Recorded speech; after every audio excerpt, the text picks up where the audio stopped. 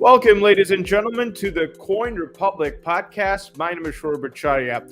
Art is one of the most subjective art things out there, and to understand it from different perspectives is a challenge, unless you have that artistic prowess inside you. Today, we will try and understand how has digital art emerged throughout the years. To talk about these topics, we have the expert in the house. He is the founder of NFT Art Day, which is a conference that happens every year in Zurich. He's one of the most talked about art advisors from Zurich, Switzerland. He has been advising his art advisory for TokenGate.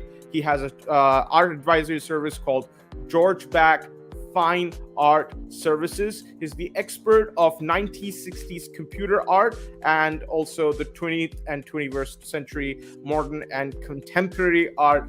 It is my honor to introduce you guys to the screen, the one and only Mr. George Bach. I hope I pronounced your name correctly. Yeah, you can pronounce it like that. It's fine. Hi, Soraf. Thank you for having me. You are originally from Zurich or Zug? Where are you from in Switzerland? I'm based in Zug. That's a small town, also known as the Crypto Valley in Switzerland. Exactly. There's a lot of NFT and blockchain startups in this very small town. Vitalik was born there, they say. He wasn't born there, but he was living here, yes.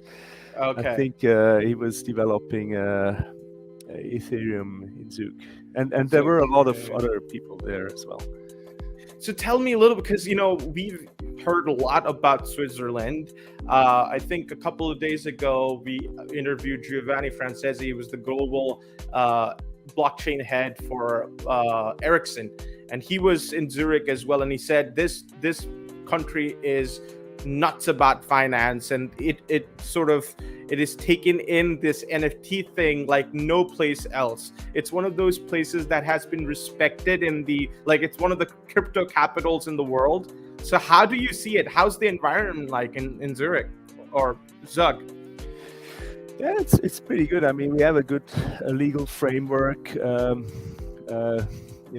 for distributed ledger technology.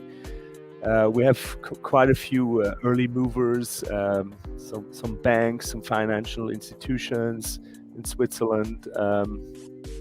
I think we have the experience with some of the blockchains that were founded here or that have their foundations in Switzerland. I think Switzerland has also, a lot of great universities that are supporting this industry. So it's a good. I mean, it's a small country, but we have a good environment for blockchain and crypto.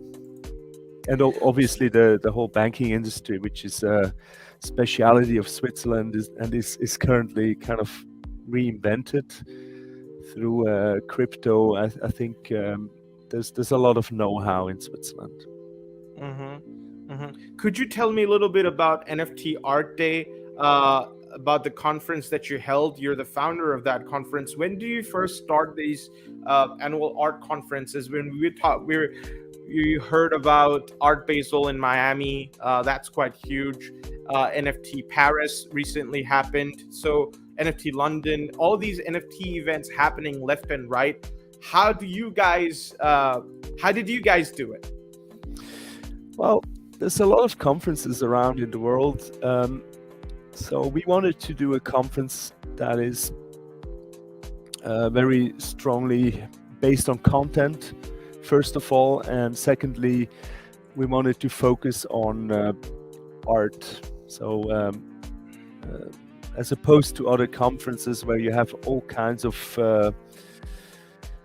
NFT or blockchain related topics, we are very strongly focused on art, and we're trying to be the intersection between the traditional art world and the new digital art world. So as always, speakers from both sides, and it's not a very big conference. We usually have like 400 people attending. So, but there's a lot of interesting people who are professionals in the fields. So could you, I mean, you have been an art advisor since 2007, but you do not consider yourself as an artist, so to speak. Definitely. So you obviously have a key eye for art. So what are some of the amazing arts have you witnessed in this journey, and how has your experience been thus far? Because I guess you have seen both sides of the table, the physical side, physical art that's quite popular in Europe, as well as now the digital revolution with NFTs. So how couple of art pieces that mesmerized you in this journey, if you could say? Well, I mean, I had the privilege to work with a lot of the artists that are now quite well known in the NFT space.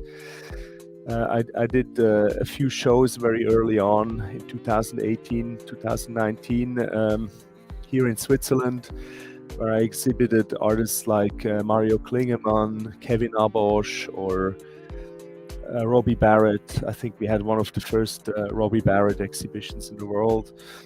I also showcased Larva Labs' first CryptoPunk exhibition, and so it was everything was mesmerizing for me, to see this completely new type of art and new conception of ownership of art, where you basically just own a token, and that is your certificate, but also in some way your artwork. So I think some of my favorite artists from that I've been following since then are Sarah Friend. She's a conceptual artist based in Berlin. She also works with gaming and code as art. And another artist that I admire a lot is Harm van den Dorpel. I really like Robbie Barrett. It was always fascinating for me to see artworks by Primavera de Filippi, who's created the Plantoid. The Plantoid was first just a physical object that is using blockchain technology to as a DAO, where basically there are nodes and you can send Ethereum to a wallet address, and once it reaches a certain amount of Ethereum, it's going to replicate itself, but the DAO is going to assign an artist to create another Plantoid. And recently she also started to create NFTs through the Plantoids, which are just basically generative music or generative poems created through the interaction with the person who is sending ETH to the Plantoid. I mean, that is one of the most fascinating artworks I still admire a lot. And Kevin Abosch is an amazing artist, one of the major voices in the NFT space, I would say. Fantastic. You have been an art collector as well as an art advisor. Now, I get the collection part of it all because it's subjective and you could flip it. It's like real estate and all that. But what does an art advisor do? Especially, I mean, you have your own art advisory firm, George Bach Fine Art Services. So could you tell me a little bit about that and basically walk us through your daily life? What does an art advisor do in the NFT space? Well, I advise companies as well as private collectors. I'm trying to spot really important artworks for collectors, artworks that might not be publicly known or accessible for anyone. I'm also advising platforms, so curating NFT and NFT shows, online, but also in real life. I've done a few exhibitions. I did a big exhibition, for example, last year at Philips in London, where we highlighted some of the major artists and artworks around the topic of generative art. I also advise a big art collection called Le Random, which is focusing on generative art, on the history of generative art. So I think my job is very versatile, and I'm also involved in other projects which are B2B, working with TokenGate on several tokenization projects, not always related to art, but quite often. So we did an NFT project for a hockey Swiss hockey team, or the city of Zug. We worked with museums. We did a metaverse project for the Kunstmuseum Bern, which is one of the major museums in Switzerland. So it is very versatile. Every day comes with a new I don't doubt it. I don't doubt it. But interesting that you said that you help enterprises pick NFT projects or even individuals, right, as a part of your advisory. Now, the real valuation of the NFT is debated by various professionals. Everyone has their own opinion regarding the NFT valuation. Is the recent surge in NFT or NFT lending pools a concern or a healthy thing for the growth of NFT market? Well, I don't know. There's different opinions, I guess. I'm just a bit careful with lending. I don't know. We had the FTX scandal and all these bad news. I think every vehicle that is pouring more money into the market is generally good. It's generally good also for the NFT market, but I personally I'm very careful with these vehicles if it's about my own NFTs. I mean, you just have to check the platform and do your research, and then either it makes sense for you or not. So many rug pulls happening. Crypto Zoo fiasco happened. A lot of people now asking, and it seems social media influencers are definitely using it. I'm not saying every one of them are like rug pull projects, but how do you potentially identify an NFT rug pull project? I mean, I usually, if I look at a project, I look at the people who are behind it, or I look at the opinions of other collectors, what they think about the project. I think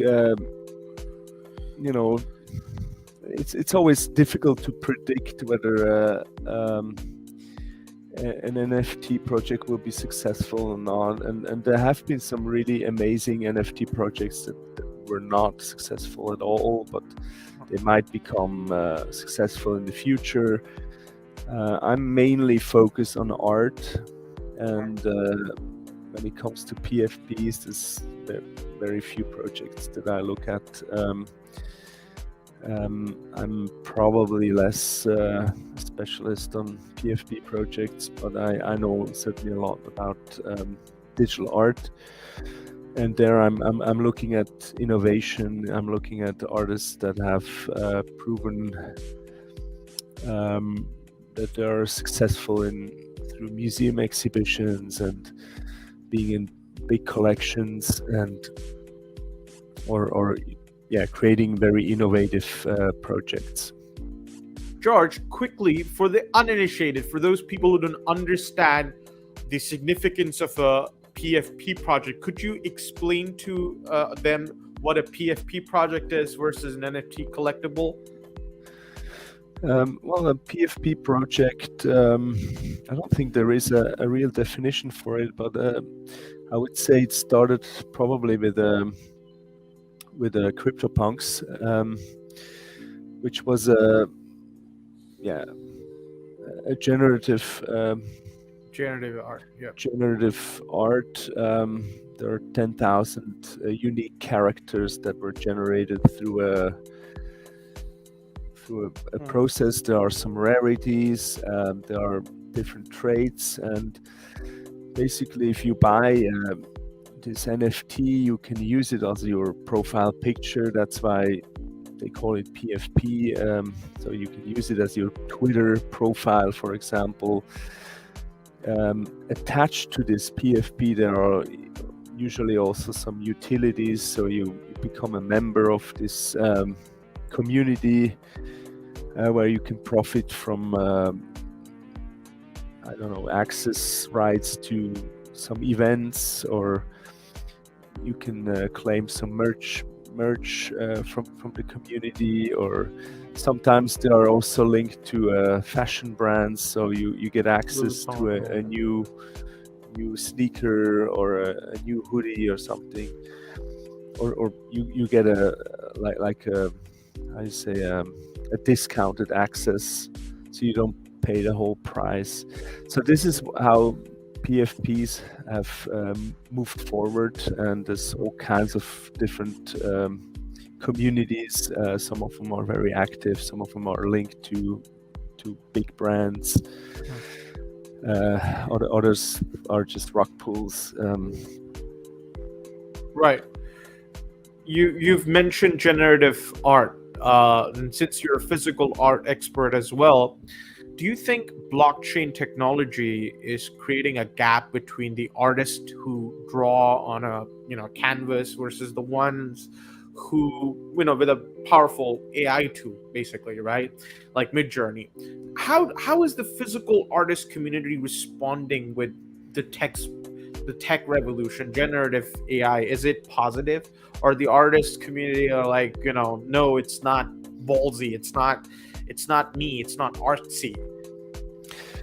Well, I mean, this is not the first tech revolution in the history of art. I mean, we had many tech revolutions. I mean, in the Renaissance, they create there was a tech revolution. I think let's look at painting, for example. I mean, painting didn't disappear when photography came up, or when video art came up, or it's not going to disappear because of digital technology, but it's going to change. I mean, it adds a new layer into how you can create paintings, and I think that's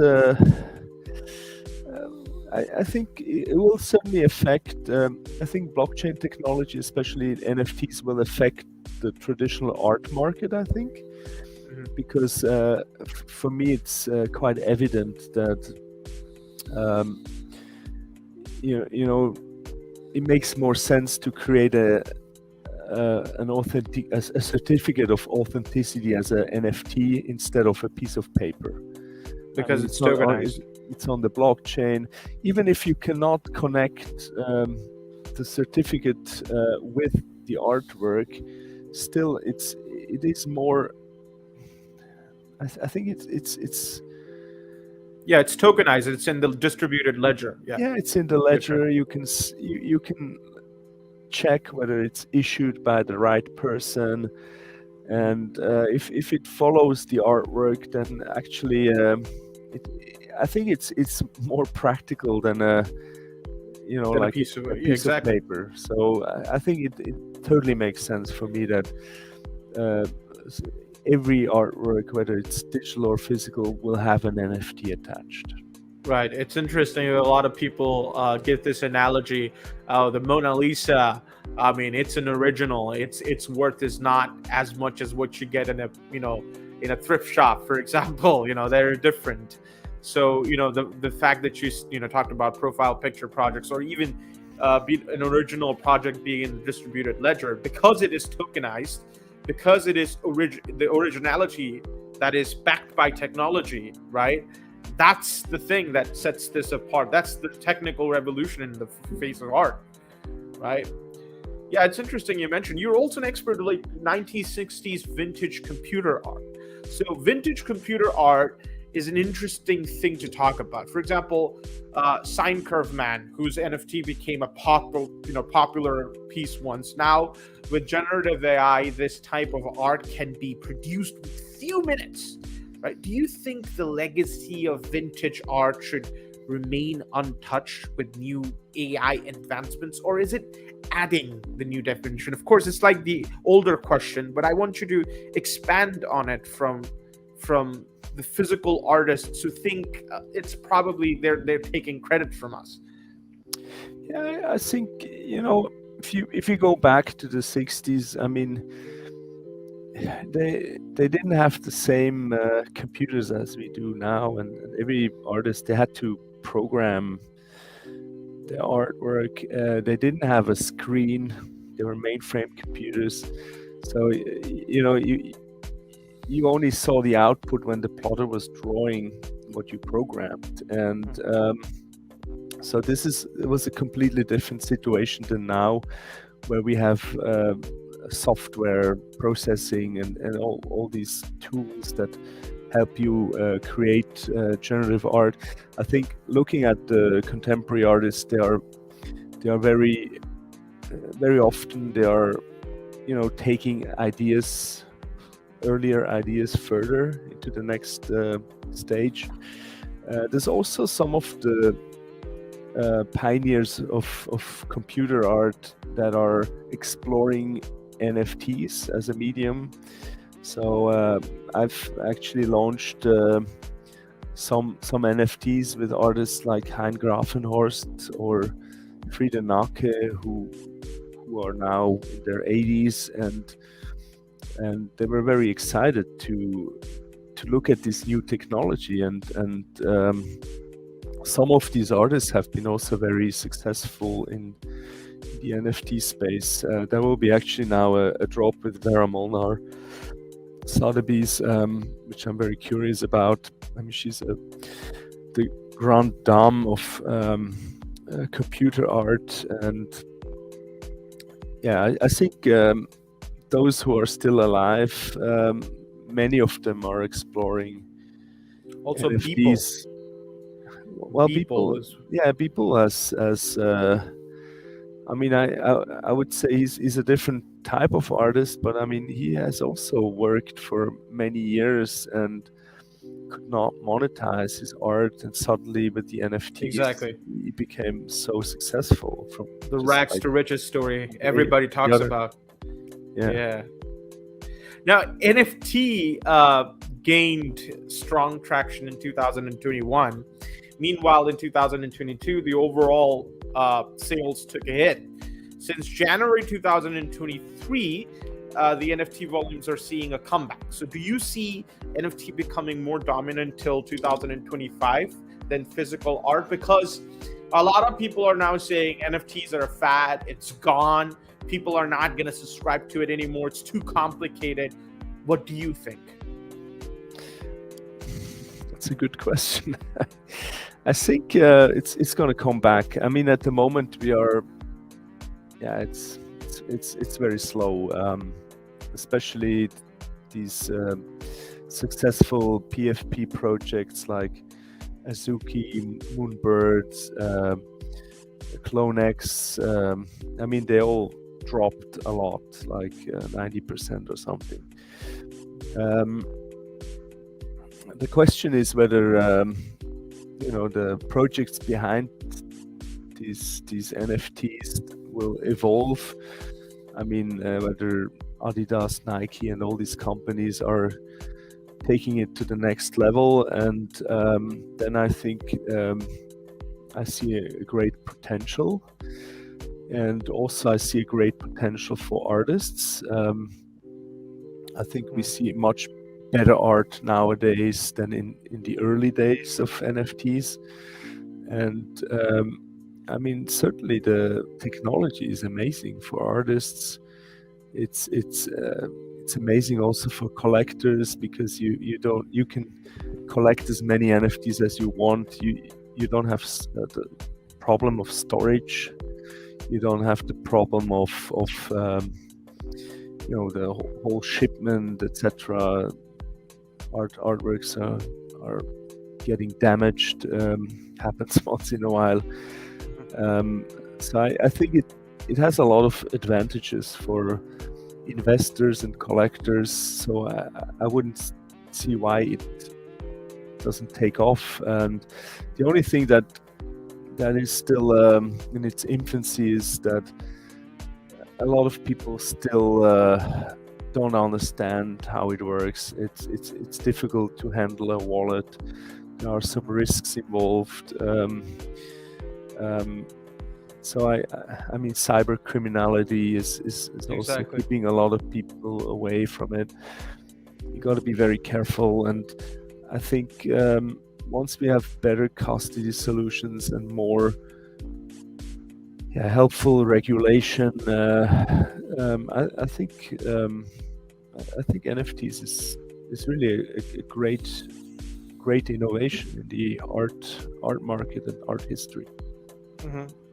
Now, since you're an advisor, I mean, I sort of asked this questions, and I think a little bit prior to this, but there are a lot of indexes now, dictating the the price action of an NFT, the floor prices and all of that. Usually with an altcoin project or even a meme coin project, there is some sort of tokenomics involved.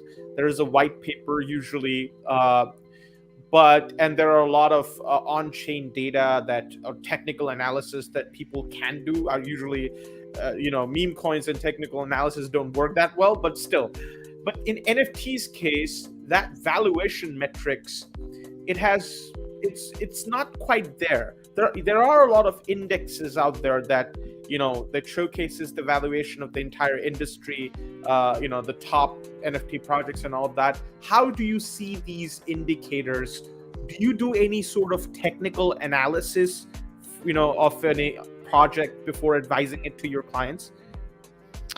Well, I'm trying to find out as much information as possible. I mean, also to see whether there's a lot of wash trading. Or on which platforms are usually if a platform doesn't take any fee, then you can assume that there's more wash trading. That is one indicator that I'm trying to find out more about. I mean, the great thing is that you can. There's so much data you can source, you can find out who are the buyers. I mean, that is already a quite a good indicator. And obviously, there's many tools. I'm not using all the tools. I'm more following my own instinct and intuition, and also I speak to other collectors and look at their opinions, and that is a good indicator for me already. And I can sort of see that with your conferences and your talks. You recently got invited to contribute an artwork for an amazing new project by Kenny Schwacher. So can you tell me more about that project? A couple of interesting facts about NFT history, because you're the expert. Yeah, it's the open book project where anyone can contribute. It's always 2 pages. One page is NFTism and the other one is post-NFTism. And you contribute a visual, a picture, an artwork, as well as a text.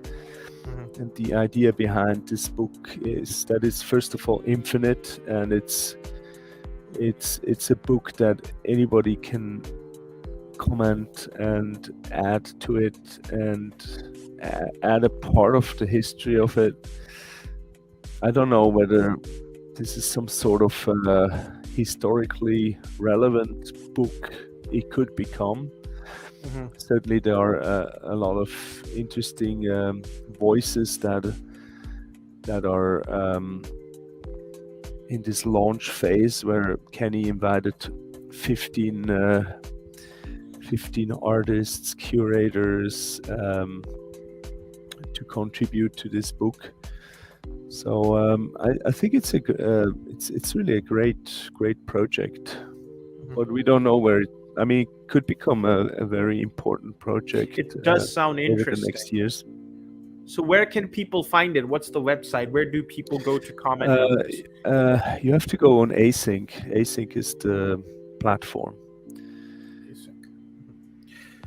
So what do you, of course you're an art expert, but the immersive experience of a metaverse, it's also a part, I think, of the art world. A lot of people are having digital galleries.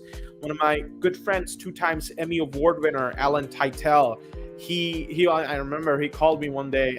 He wanted to set up his gallery in Dubai. He saved a lot of costs. He has something called the GAN Arts, right? And he has his digital art now. And he's one of the industry veterans. So looking at him shine through in the digital art world through these immersive galleries are quite interesting. So how do you see these digital galleries and immersive metaverses in the art scene? Are they appreciated, or are they, like, of course, I think they're appreciated, but what do you think? Well, in the traditional art world, you had all these gatekeepers, like art fairs, for example, museums, and for example, an art fair, in order to get into an art fair, you couldn't just, get into an art fair. You had to apply. Right. Exactly. And you had to, you were judged by a committee, which were in most cases other gallerists. So it was really like, you had to schmooze with the right gallerists, I guess, to get into these art fairs. And it was, and then you had to run a physical space. You had to do like 5-6 shows per year, etc. And these things have loosened up now. Even art fairs are sometimes letting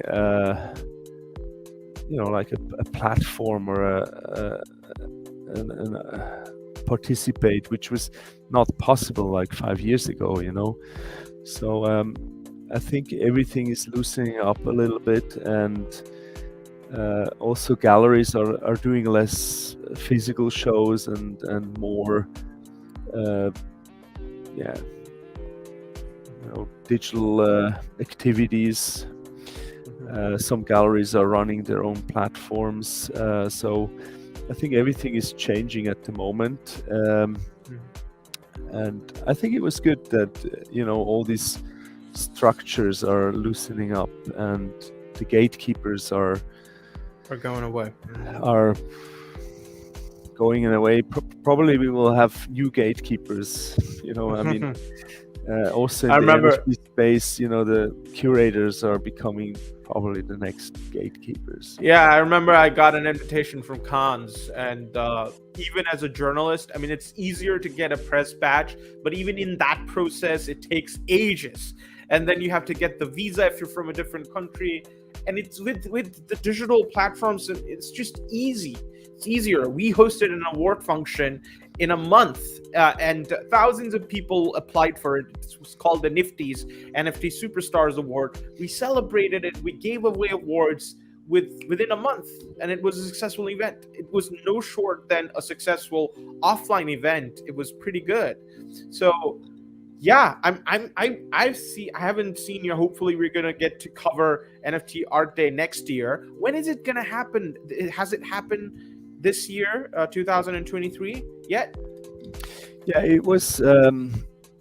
We did it last year and this year as well. We did it just the weekend before Art Basel. There is also the Zurich Gallery weekend or Zurich Art Weekend, I think it's called. So there's a lot of activities during the weekend, and we have our conference on Sunday. So it's a half-day conference. We will do another small conference in September, where it's the inauguration of the Swiss NFT timeline, where we are starting a research to put together the whole history of NFTs in Switzerland.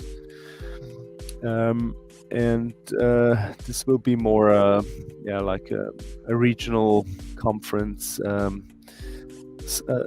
certainly much smaller than the main conference that we do during Art Basel. We would like to cover all of them through you. I mean, especially NFT Art Day. Yeah. So let us stay in touch. We will definitely cover it. Final question, George, before we part ways. Couple of tips for those artists who are trying to make it as an NFT creator. What are the major tips you're going to give? Top 5 tips you're going to give to these artists who are trying to make it in the digital art space? Well, I think, first of all, you have to be a great artist, of course. Try to be innovative. I think it's also good to once in a while publish a text. It's important that you that you present your artwork in the right way. I mean, you gotta take find a good presentation form, and also educate your audience about your artworks, so people understand what it's about. Then another thing that is very important is probably the most important for the market is your own social media, that you're active on Twitter, on Instagram. Then you have to connect with the right people. I mean, people could be multiplicators for your art. Very often artists are also collectors. So I saw that phenomenon on Tezos, for example, where you could buy art for little money, and artists were supporting each other. So if you have a good standing within the artist community, usually you become also quite successful among collectors. And I think it's not so much different than the traditional art world. I mean, you have to hang around with the right people. So curators, platform owners, especially collectors, and press people. So you have to have a good environment and be with the right people. Well, we're back again with the gatekeepers, So I think there's some gatekeeping happening as well in the NFT space nowadays. Absolutely. Well, I cannot wait for the part 2 of this conversation. Maybe during next year's NFT Art Day, we're gonna talk about a whole range of things: gas fees, floor prices. But up until then, George, I thank you very much for being a part of this podcast. It was quite valuable, and I think there are a lot of people going to take your advices seriously. So where do they find you? Where can they get in touch with your projects, individuals? Do you have a website? Do you have social media? What should we use? I'm currently working on my website that is going to be launched also with the timeline. Yeah. And most people follow me on LinkedIn, so it's actually you type in my name and you will find me on LinkedIn. I'm posting very often about the news in the NFT space or digital art space. And I also have an Instagram account, which is more personal, where I share my personal experiences with artists, projects that I'm involved with, and so those are Now you're going to probably be on Threads as well. yeah. Now you're going to you just launched yesterday, so that's quite interesting. Yeah. That's a part of history. Yeah. Yeah. Wow. Well, you know what? I think they can find you on LinkedIn. You know, I hope we stay in touch on LinkedIn as well. Thank you very much, ladies and gentlemen. Please go ahead and follow George on LinkedIn, and we'll see you on the other side.